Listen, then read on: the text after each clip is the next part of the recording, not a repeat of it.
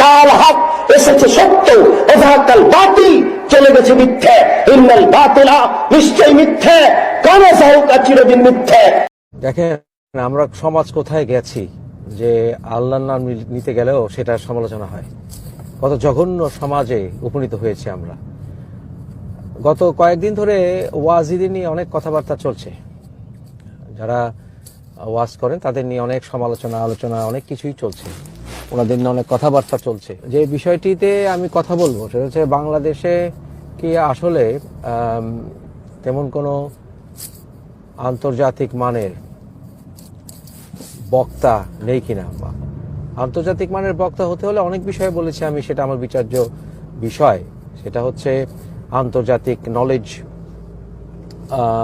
কি ঘটছে পৃথিবীতে সেটার জ্ঞান, এবং আন্তর্জাতিক লেভেলে উঠতে হলে ইংরেজি ভাষা জানাটা খুবই জরুরি। অথবা আরবি জানলেও সেটা আরব বিশ্বে বা মুসলিম বিশ্বে প্রচার পাবে এবং স্কলারলি আলোচনায় সেটা সমাদৃত হতে পারে যারা খুব গভীরভাবে সেটা নিয়ে ভাবে। কিন্তু আন্তর্জাতিক প্রমিনেন্স পেতে হলে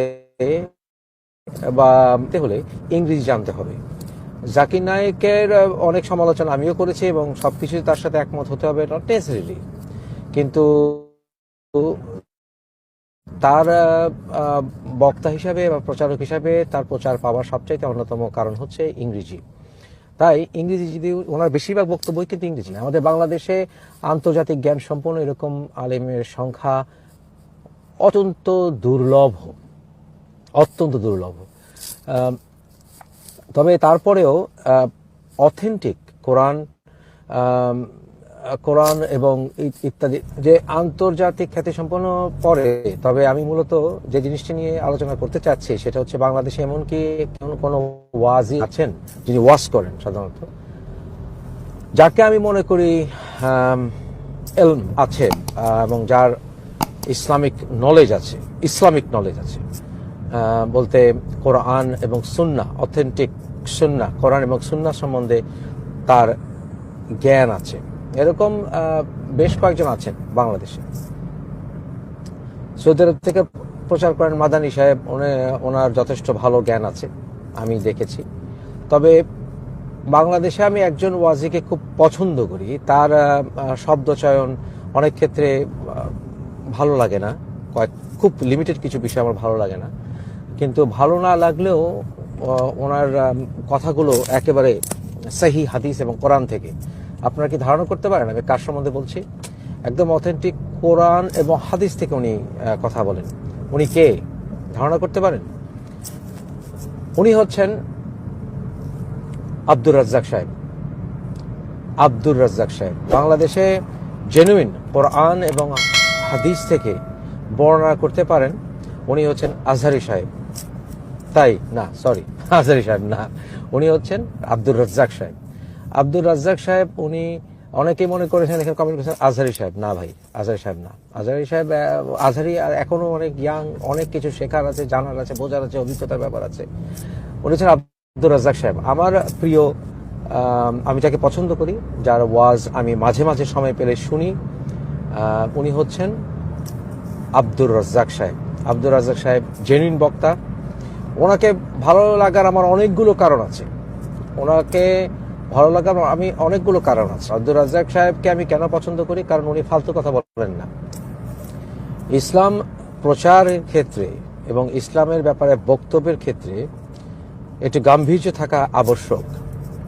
কারণ ইসলাম কোনো ছেলে খেলা নয়, এটা মস্কারা করার কোনো বিষয় নয়, এবং এটাকে নিয়ে ফাজলামি করার কোনো বিষয় নয়, এটাকে নিয়ে সিনেমার গান গাওয়ার কোনো বিষয় নয়।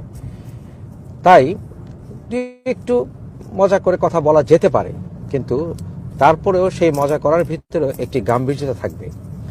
যেমন অট্টহাসি হাসা, এটা সুন্নাহ নয়। অট্টহাসি হাসা, আমাদের বাংলাদেশের অধিকাংশ ওয়াজিরা ওনারা মঞ্চে বসে মস্কারা করেন, ওনারা সিনেমার গানকে ইসলামী গানে পরিণত করে ওনারা ওয়াজ করেন। তাহলে আপনাদেরকে কিন্তু প্রথমে মমতাজের গান শুনতে হয়েছে, আপনাদেরকে ওই সকল অশ্লীল গান আপনাদেরকে শুনতে হয়েছে, আপনার কানে ঢুকেছে। এবং সেই অশ্লীল গানকে আপনি সুর পরিবর্তন করে আপনি কিন্তু ইসলামী সঙ্গীত বানিয়েছেন। এটা কিন্তু গ্রহণযোগ্য নয়। আব্দুর রাজ্জাক সাহেব আমি কখনো দেখি নাই উনি এই কাজটা করেছেন। আব্দুর রাজ্জাক সাহেবকে আমি কখনো দেখি নাই যে উনি সিনেমার গানকে ইসলামী গান করে উনি প্রচার করেছেন, এটা আমি দেখিনি, আমার চোখে পড়েনি। আপনারা যদি কোথাও দেখে থাকেন আপনারা আমাকে বলবেন, কিন্তু আমি কখনো দেখি নাই যে উনি ইসলামী গান বানিয়েছেন, সিনেমার গানকে উনি পরিবর্তন করে। এটা ওনার পার্সোনালিটিতে যায় না, ওনার পার্সোনালিটি যায় না। আব্দুর রাজ্জাক সাহেবের পার্সোনালিটি আমি গেস করতে পারি, আন্দাজ করতে পারি ওনার পার্সোনালিটি কেমন হতে পারে। ওনার সামনে বসে ফাইজলামি করার মতো বা অট্টহাসি আসার মতো, রঙ্গ তামাশা করার মতো পার্সোনালিটি ওনার না। একজন ইসলামিক আলেমের এরকম পার্সোনালিটি থাকা প্রয়োজন। আমি অনেক ওয়াজিকে দেখেছি, তাদের সামনে গিয়ে বোঝাই যে তাদের পার্সোনালিটি কেমন হবে। ফাত্রা ধরনের পার্সোনালিটি যেটাকে বলে। কিন্তু আব্দুর রাজ্জাক সাহেবের পার্সোনালিটি ফাত্রা নয়। ওনার সঙ্গে আমার কখনো ব্যক্তিগতভাবে কথা হয়নি, তবে ওনার ফোন নাম্বারটি আমাকে কেউ যদি থেকে থাকে আপনারা আমাকে কাইন্ডলি আমাকে মেসেজে জানাবেন, ব্যক্তিগতভাবে আমার হোয়াটসঅ্যাপে জানাবেন। ওনার নাম্বার আমি চাই না জনগণ পেয়ে ওনাকে ডিস্টার্ব করুক। আব্দুর রাজ্জাক সাহেবের ফোন নাম্বার যদি কারো কাছে থেকে থাকে, হোয়াটসঅ্যাপ বা ফোন নাম্বার, কাইন্ডলি আমাকে হোয়াটসঅ্যাপে সেটা জানাবেন। I would love to talk to him. Abdur Razzaq সাহেবের কিছু সমালোচনা আছে, সমালোচনা থাকলেও ওনার নিজস্ব কিছু জ্ঞান দানের তরিকা আছে, অ্যাবসলিউটলি ওয়ান্ডারফুল। আব্দুর রাজ্জাক সাহেবের ইসলামিক জ্ঞান আমাকে মুগ্ধ করে। উনি যতটুকু আমি জানতে পেরেছি, উনি মফস্বলের বোধহয় সন্তান, মফস্বলে বড় হয়েছেন বা গ্রামে বড় হয়েছেন। ওনার উচ্চারণে হয়তো বা একটু আঞ্চলিকতা থাকবে, সেটা স্বাভাবিক, কিন্তু সেটাতে কোনো আসে যায় না, খুব একটা আসে যায় না। ওনার উচ্চারণে কিছু সমস্যা থাকতে পারে। অনেকেই বলেছেন ওনার আরবি উচ্চারণে সমস্যা, ডাজন্ট ম্যাটার। উনি যেটা বলেন সেটা অথেন্টিক। অনেক বিখ্যাত আলেম তৈরি হয়েছেন যারা অমুসলিম ছিলেন, তাদেরও অনেক ক্ষেত্রে এখনো উচ্চারণ সঠিক হয় না। তাহলে বলা যেতে পারে যে আব্দুর রাজ্জাক সাহেবের আরো অনেক গুণ আছে। আমি জেনেছি যে ওনার ওয়াজটিকে উনি ব্যবসায় পরিণত করেন নাই, ওনার ওয়াজটিকে উনি ব্যবসায় পরিণত করেননি। আব্দুর রাজ্জাক সাহেব উনি ওনার ওয়াজটিকে ব্যবসায় পরিণত করেননি। আরও আছে, আপনারা বলছেন, অনেকের নাম বলছেন, থাকতে পারে, আলহামদুলিল্লাহ মাশাআল্লাহ থাকতে পারে। কিন্তু আমি বলছি যাদের ব্যাপারে আমি ভালো করে জানিছি। জাহাঙ্গীর সাহেবের কথা বলেছেন, সেই বিষয়ে আরেকটা বলবো। কিন্তু আমি আজকে আমার অনেকেই বলেছেন কিছু কিছু বিষয়, যে কারণে সেটা হচ্ছে, ফর এক্সাম্পল উনি বলেছেন, আব্দুর রাজ্জাক বলেছেন, মূর্তি ভাঙতে এসেছি, গড়তে আসেনি। এ কথাটা উনি বলেছিলেন। সমস্যা কোথায়? আমরা মুসলিম রণবীর, আমরা মূর্তি ভাঙতে আসিনি উপমহাদেশে, আমরা ভাঙতে এসেছি, গড়তে আসিনি। আমরা যারা মুসলিম, আমরা উপমহাদেশে মূর্তি ভাঙতে এসেছি, গড়তে আসিনি। আমরা মূর্তি গড়তে আসিনি, make a note of it. আমরা মূর্তি ভাঙতে এসেছি। এখন মূর্তি ভাঙা অর্থে কি বোঝাচ্ছে?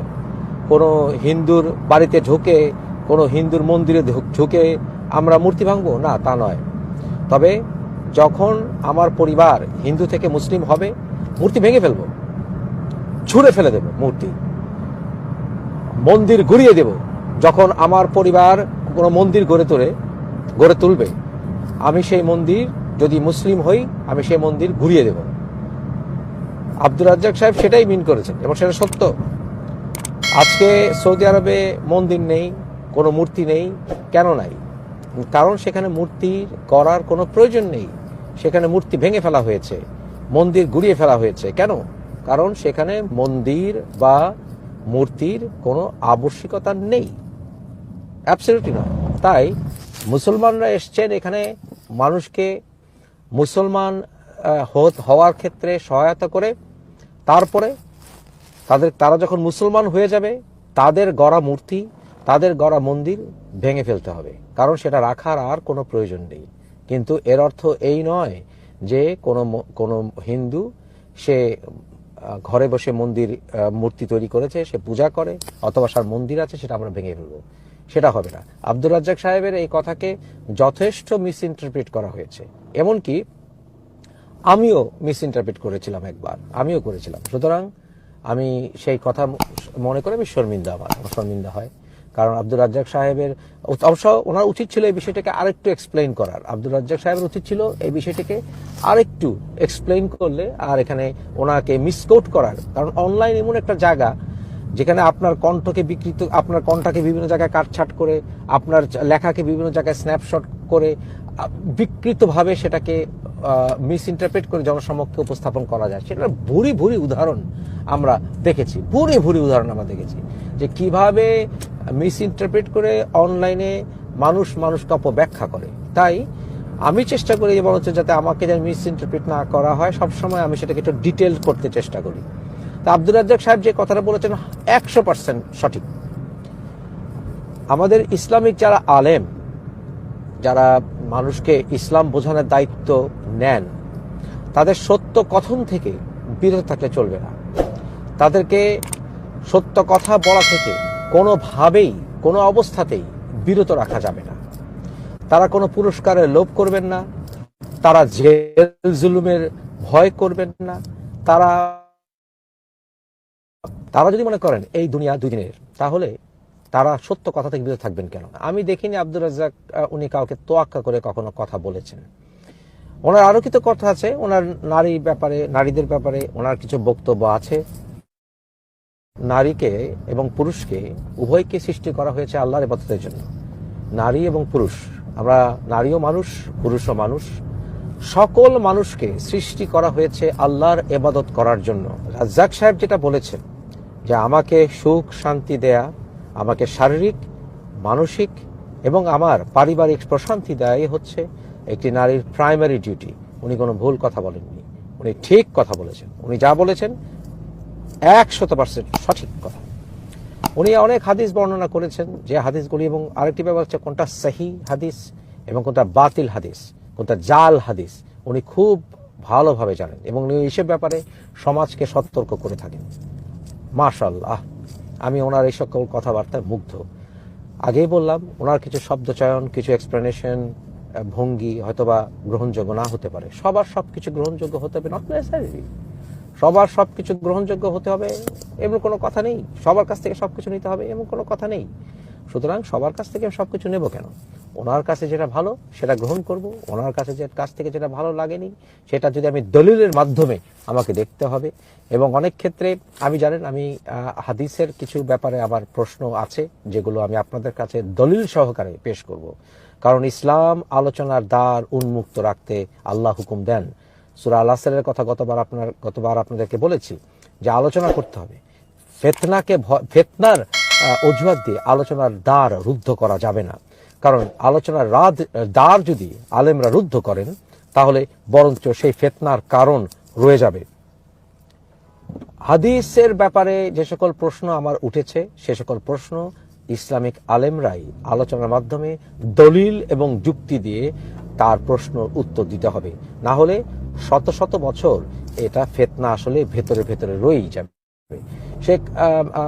শায়েখ আব্দুর রাজ্জাক সাহেব, শায়েখ শব্দের অর্থ হচ্ছে যিনি বুজুর্গ, বয়স্ক, জানি বয়স হয়েছে। আব্দুর রাজ্জাক সাহেবের শায়েখ ওনাকে বলা যেতে পারে, কিন্তু আমি ওই মুফতি, আলেম, আল্লামা এইসব আমি ব্যবহার করা আমি পক্ষপাতী নই। এগুলি দাম্ভিকতা প্রকাশ পায় এবং এগুলি সত্য ঠিক নয়। কিন্তু আমাদের যে সকল সমস্যাগুলো আমি বললাম আমাদের আলেমদের, যে তারা আন্তর্জাতিক পড়াশোনার কিছু অভাব আছে, কিছু না যথেষ্ট অভাব আছে, এগুলো পড়া দরকার। না হলে আপনারা আন্তর্জাতিক লেভেলে উঠতে পারবেন না, কোনো মতেই উঠতে পারবেন না। শুধু হাদিস কোরআন ব্যাখ্যা করলেই তো হবে না। হাদিস কোরআনের আলোতে বর্তমান বিশ্বের ছেলে মেয়েদেরকে গাইডেন্স দিতে হবে। আর তা যদি না দেন, তাহলে যেটা হবে সেটা হচ্ছে তারা আস্তে আস্তে গোমরা হয়ে যাবে, এবং তাই হচ্ছে। সেই দিকে আমাদেরকে খেয়াল রাখা আবশ্যক। তাহলে বুঝতেই পারলেন আমার প্রিয় ওয়াজি, আমি কাকে ভালোবাসি। আমি খুব কম মানুষকে ভালোবাসি, তার মধ্যে আব্দুর রাজ্জাক সাহেব একজন great. That's what it is.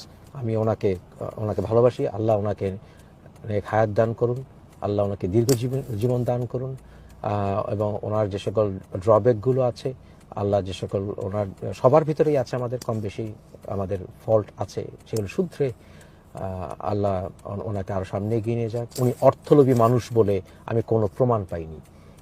অতএব সব কিছু খেয়াল রেখে আমাদেরকে সামনে এগিয়ে যেতে হবে। তবে অথেন্টিক হাদিস কি এবং হাদিস এবং কোরআনের আলোতে বক্তব্য কি সেটা শুনতে হলে আপনাকে আব্দুর রাজ্জাকের বক্তব্য শুনতে হবে।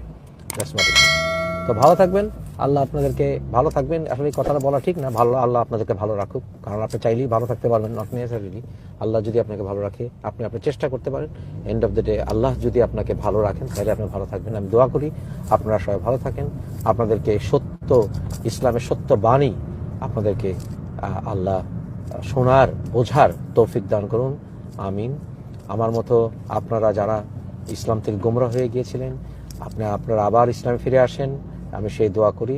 এবং আপনাদের গোমরাহী জীবন আপনাদেরকে আরও জ্ঞান দান করুন, যাতে আপনারা ওই গোমরাহী জীবনের মধ্যে পার্থক্য ইসলামী জীবনের কি আপনারা উপলব্ধি করতে পারেন। আল্লাহ আপনাদেরকে সেই তৌফিক দান করুন, আমিন সুম্মা আমিন।